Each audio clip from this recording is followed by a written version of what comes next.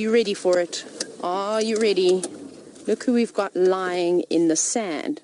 Oh, yes, hello. It's your TV moment, mister. It's Mr. Tingana. Can you believe it? I know a few of you yesterday were asking about his movements and if we'd seen him. Well, here he is. Our suspicions, VM and our suspicions were correct, and he's definitely snuck onto the property. He's very sneaky. I know you saw him last night on the dam wall by the dam camp, and he gave everybody the slipperoo on this morning's drive. But here he is. Isn't he a beautiful boy? Oh, I'm so excited that we are having, I don't know if you could say an infestation of leopards, because that sort of makes it sound like it's a bad thing. And of course, we absolutely love to see as many leopards as we can. So I am absolutely ecstatic. What a terrific find. And I wonder how he did that, because if you didn't come into this drainage system, you would never know that he was here. He's hidden so well. You're a clever boy, aren't you? Also very hot. Let's reposition. Let's move a little bit closer. See if we can get a better view.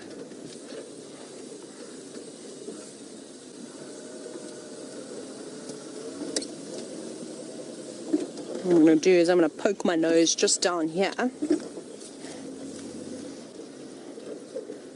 we should get a nice shot of him now.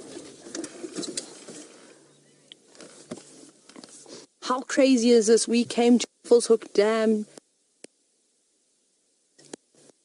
and instead we got a spotted cat, and I don't think anyone's disappointed with that.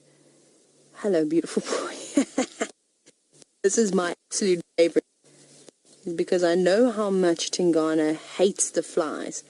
If you remember, a month ago, we had him in the drainage system quite close to Cheetah Cutline in Gowrie, Maine, and he was so annoyed by the flies. Remember, he got up about 50 times and kept moving, kept swatting them with his tail and his paws and trying to bite at them.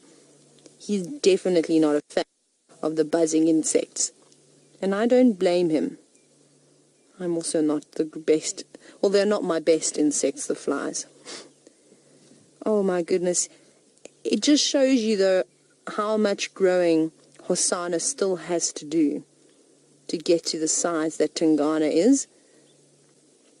And I reckon he'll get there. Hope maybe he'll be even bigger. Wouldn't that be nice to have a ginormous leopard like the Anderson male? His dewlap is coming along so nicely. And he looks full too. He doesn't look particularly thin, though he is sitting down in the drainage system, which is making it a little bit difficult.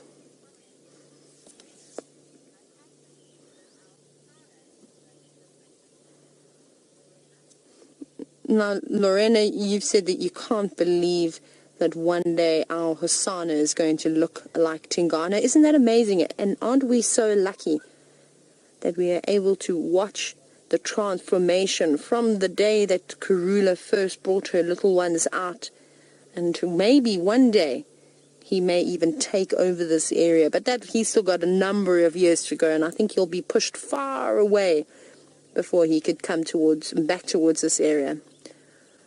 Right, we're going to stick here for a little bit longer, no doubt, and see what the king gets up to. So I'm going to send you back across all the way to Cheetah Plains to have another look at those beautiful bovids.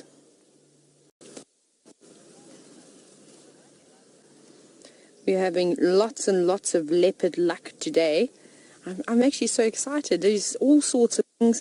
There was even a sighting of quarantine, but unfortunately not on our traverse. It sounded like around Torchwood somewhere. So they're all out and about, and especially now that the clouds have come over, perfect for them. Even though Mr. Tingana is, of course, panting away, I couldn't imagine what they must have looked like at 12 o'clock today, when I'm sure it was at least 110 degrees Fahrenheit. It was well over 40 degrees at one point today. But it is very pleasant as the sun fades behind all the clouds, and, well, the daytime will eventually turn to night, and I wonder what Mr. Tingana's plans are going to be. And I hope he sticks around, because we are very close to the boundary, to Buffelshoek cut line. We're not far at all. So let's keep our fingers crossed that he doesn't disappear. Well, at least hopefully he hangs around for the next hour or so. Wouldn't that be fantastic? Now everybody's very excited to see Tingana. Everybody's racing over here to have a look at him, because he keeps giving us the slip. He hangs around for a little bit, then he dives into a drainage line and we can't follow him. He's very sneaky. And then he disappears for a couple of days, sometimes a week, if not even longer. And he just pops up randomly. But he is so beautiful. Now there's a dead tree that's stuck out of the sandbank. I wish he would lay on that branch. Aaron, you were wondering exactly why Mr. Tingana doesn't rest in trees. He will do, but I don't think there's any need for him to do so at the moment. I think the sand might be nice and cool, because, well, of course, moving across the sky, I don't think that this area would have had too much sun on it for 2 hours or so, maybe even a little bit. So I think that sand has cooled down nicely and is providing a nice cool spot. Though if he was up in the tree, I think he'd be just as cool. And I think that there'd be a lot less insects buzzing around him. He'd probably be a little bit more comfortable. But look at him. He's got his eyes closed and his tongue sticking out of his mouth. He looks exhausted. What have you been doing, mister? Where have you been? If only leopards could talk, and the stories that they could tell of their journeys. He looks exhausted. You know what this reminds me of, and my mother's going to kill me for saying this, but often, and she still does it to this day, is when you're sitting on the couch watching TV when I'm home, not that I'm home very much anymore, and just, in the evening, or even if she's having a siesta during the day, she'd start to doze off as she was sitting upright on the couch, and she'd sort of drop her head a little bit, as Tingana was doing just then, and that reminded me just of my mom. I think that's very, very funny. I'll have to show her this clip this evening, and she'll probably be very upset with me. I think it's very funny, though. It's exactly my mother. Except, Tingana, you don't have an Australian accent, unfortunately. Oh, no, I should say fortunately. I'm just teasing, of course. Hey, Tingana. I want to see if he stands up. I want to see how full he is, because he does look like he's eaten something. He's not thin. So maybe he's caught an impala lamb. We know that they're out and about at the moment. Maybe even a young warthog. We've seen a couple of piglets running around too. And that's a really nice snack. But at this time of the year, because there's so many young lambs around, we don't often get to see them catching bigger, like massive prey, because there's such an easy opportunity for them to go after the young things. And of course, a young impala lamb is much easier to catch than an adult that's got a bit more experience. And maybe he'll get up. You know what Tingana's like. He does one roll over and one yawn, and then he gets up and starts moving. He doesn't really do the whole grooming himself for 20 minutes before he gets up. Once he wakes up and he decides that he needs to go on a mission, he just goes. And I hope he sticks to some easy paths if he does move, so we can follow him, because it'll be quite difficult to navigate through this area. We're actually quite close to where we had the Southern Pride when they killed that Inyala, that young Inyala. I don't know if you remember that. It was about a week ago. And you remember how thick the vegetation was when we were trying to get into that sighting. So that's what we'll have to deal with. And Mr. Tingana does not wait for anybody.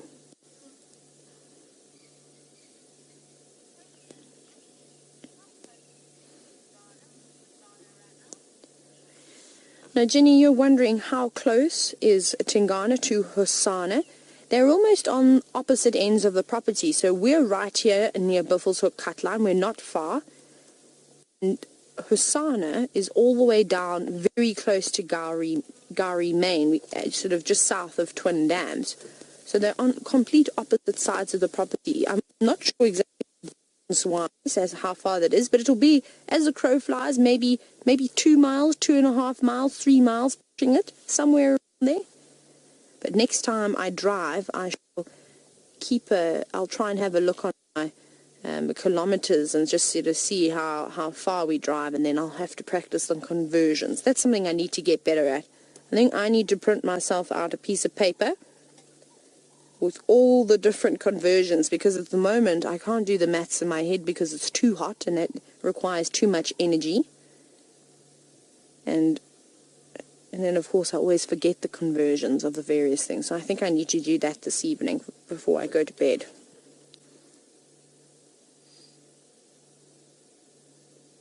Now the wind is gone as well, so I wonder if this rain is going to come across and move further south.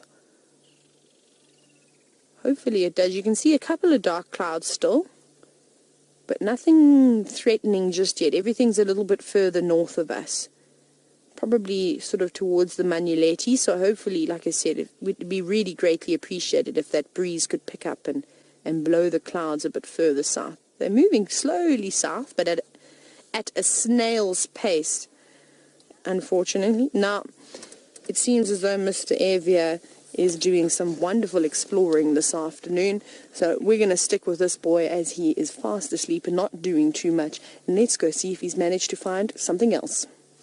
Amazing aroma of popcorn. I don't know if, well, none of you could smell that. Only myself and Eggsy could smell the popcorn, of course, because Tingana is now on the move and he is marking his territory. Oh, be careful. Lots of buffalo thorns here, which are nasty shrubs. Right, we're going to try and keep up with him, but he's just ahead in front of us. Let's go over that little shrub. Now, as he's marking his territory through this thicket, he's going to keep an eye out for any impala, any inyala that are feeding in this denser area, and you can see he's paused for a moment.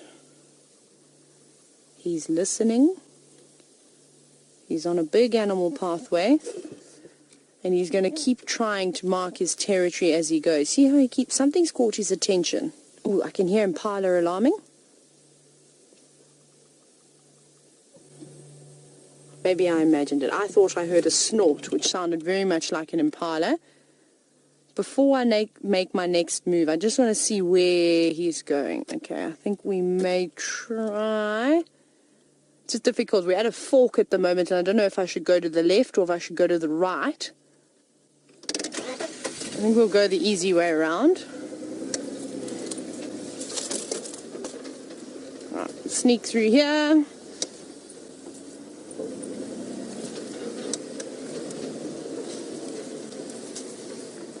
Now, Lisa, you're wondering if Tingana were to find Shongile and Hosana, would he kill them? Now, I've had the most amazing experience with the previous resident male leopard, Mashrabeni, when I was down working in the southern Sabi Sand.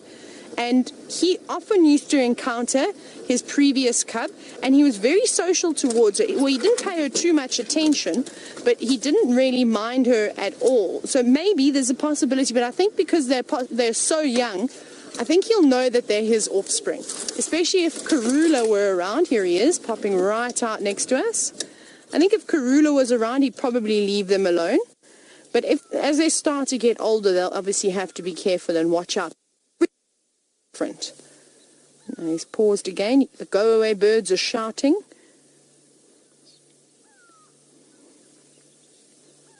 Telling everybody that there is a big male leopard walking through this area, so he's probably not too happy about that, but let's keep up with him. Whee! He's such an amazing leopard. Now I also need to just update everybody as to where we are. Tingana, hello beautiful boy. Oh, I love him. He's such a nice leopard. He's so tolerant as well. I'm going to tell you on the radio. Mobiles, I've got Tingana again. We're between Hippo Pools Road and Guari Pan Road. We're directly in the center. He is mobile. sort of east, sometimes slightly more south. I'm going to stick with him. There you go, just to let everybody know that we still do have this leopard. Like I said, we're very fortunate, very, very fortunate, of course, to have this nimble little vehicle that can sneak through all the vegetation, unlike the bigger vehicles. But look at this. Hello, big boy. How amazing is this? Sorry, I'm just turning my GPS on now just to confirm exactly where we are. I think we're in the right spot. I think it gave good directions. But there is another vehicle in the sighting, so I want to try and guide them in. Let me just see where we are, because they only just got a quick view of him before he started moving around. Oh, my GPS is not working. No, hang on, where are we? Sorry, I'm just having a look here. Which mobile's in this Madora Ingwe sighting with me?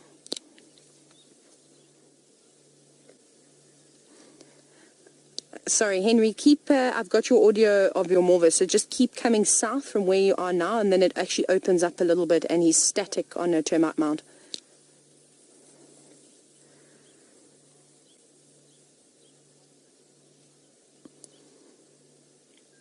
Okay, copy. Mobile, sorry, just a correction. We're between Bulls Hook Dam East Road and Hippo Pools Road. He's now mobile again, in a southerly direction. It's just myself here. Right, here we go. Updated everybody. We've done our bit. It's just us who are following Tingana now. The other vehicle is heading somewhere else. Like I said, it does make a difference when you have a smaller vehicle, and we do have an upper hand on everybody else because we are able to head into these thicker areas, and well, we don't have any guests on our vehicle either, so we don't have to duck and dive underneath the branches. Right, we're going to have one last look at Mr. Tingana before he disappears into some thicker vegetation. We'll try and keep up with him though, but he's approaching Cheetah outline very, very quickly. Bye-bye, big boy. So we'll stick with him for as long as we can, right in front of the vehicle. He's heard something.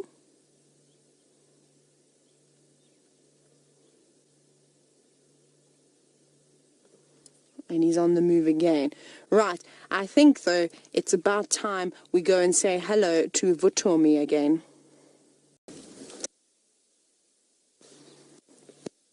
You even...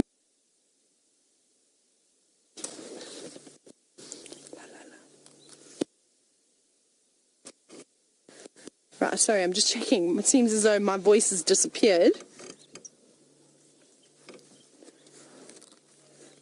Okay, we're back again. He walked straight past us.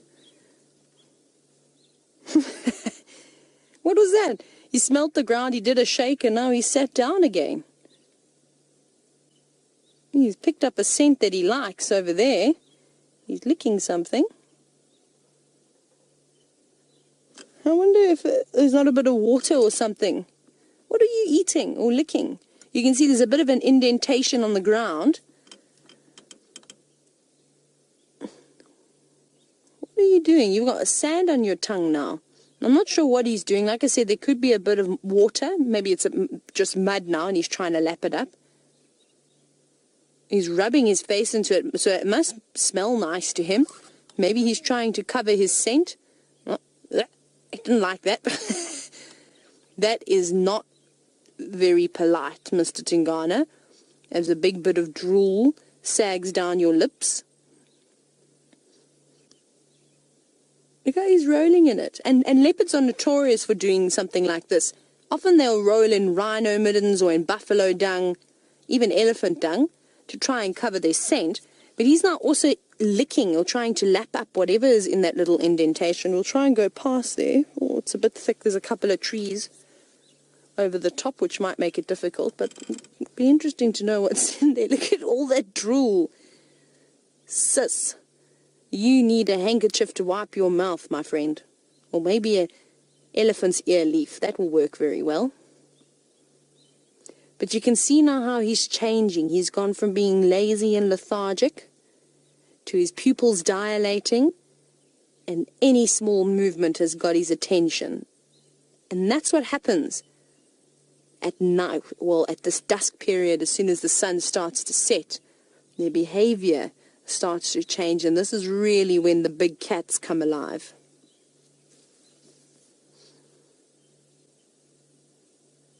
He's blowing bubbles. Look at that big bubble.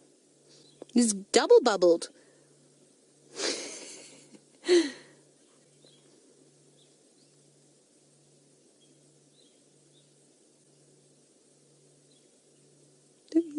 He's acting very much like a house cat at the moment. It's hard to think that when they do such cute things like that, that they are these big, scary predators that take down all sorts of antelope species. And that's the problem, is we become so complacent with these cats.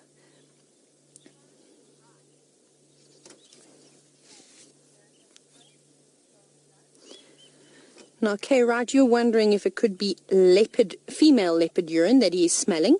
Possibly. It could definitely be that. But I thought then, if it was, he'd probably do a phlegm and grimace.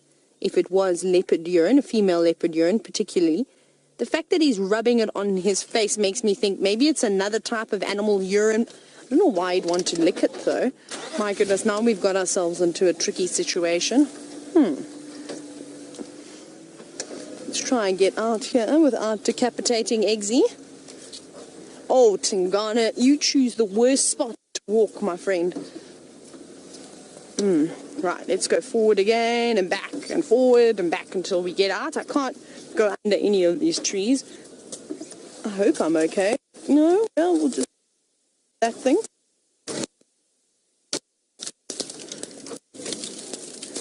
He's making it extremely difficult for us. Boing! There we go. That serves me right. Yeah, take that, silly branch. Knocking me on the head. How dare it? Okay. I can't see Tingana anymore. Oh no, I can still see him. He's making ground. I don't know how we're going to go through. Eggsy, do you think we can go through here? Okay, we're going to sneak through this gap. We've just got to put the antenna down. Just watch this branch. It doesn't whiplash you in the face. Are we ready? Right. Oh. Okay, we're going to go through here. Whee! Now, we're going to try and catch up with Tingana, but we've got a bit of ground to make up. So I'm going to send you over to Evia to quickly see how he's going before he leaves Cheetah Plains. Just to pop back onto the road because I was getting a little bit nervous about doing such scary off-roading because we've just fixed Rusty. I don't want to break Rusty again. Good Rusty. But there he is, missioning along the pathway, which makes it much easier for us to follow him. So maybe what we will do is, I think this is an opportunity. Let's quickly zip onto this road here, and then I'd like to try and actually get in front of him now that he's on a clear path, so we can watch his beautiful face come towards us. He's just marking his territory. Right, where are you going to go? You're going to stay on the road? I think so. Right, let's do a sneaky dash. Woo, hold on. We're going to go quickly.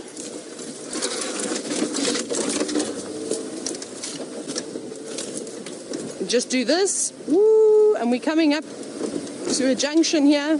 And we're going to beat him. We cut Guarri Pan Hippo Pools, in case you're wondering. Everyone's, well, Eggsy's holding on for dear life. We're going to do it. We're going to beat him. Are we going to beat him?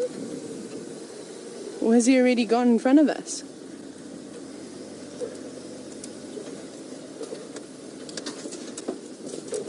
No, we won. Sorry, Mr. Tingana. Point to us. Right, spotlight time.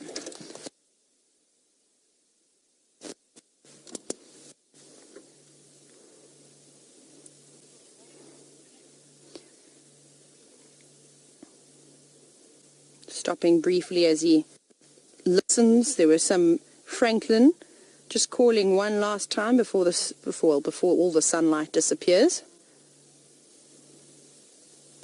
I think you can hear there's another vehicle that is coming back into the sighting now.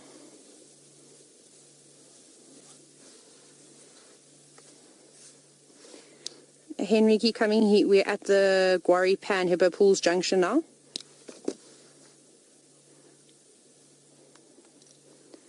Hello, big boy. He gets bigger and bigger every time I see him, just keeping a close eye on us. Right, we need to zip around again once he's gone past us. Make sure that I don't drive over him. There he goes.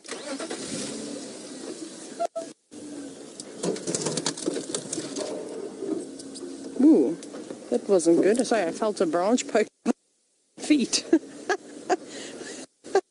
Oh my goodness. Come on, Rusty, you can do it.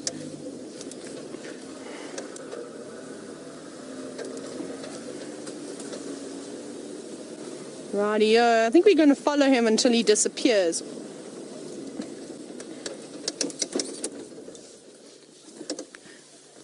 Now, there he goes to mark his territory. Now, I know that there's apparently a line.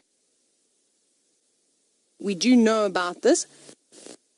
And time we've really got left of the show, but we're quite far away. I think we've only got 8 minutes to go.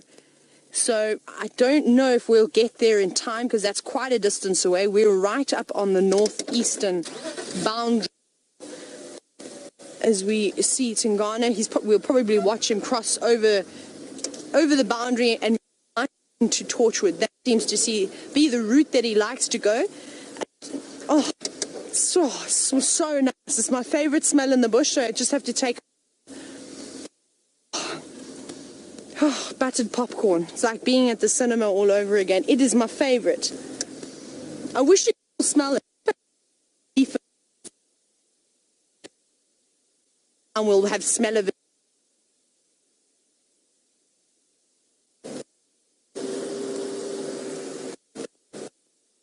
Tingana.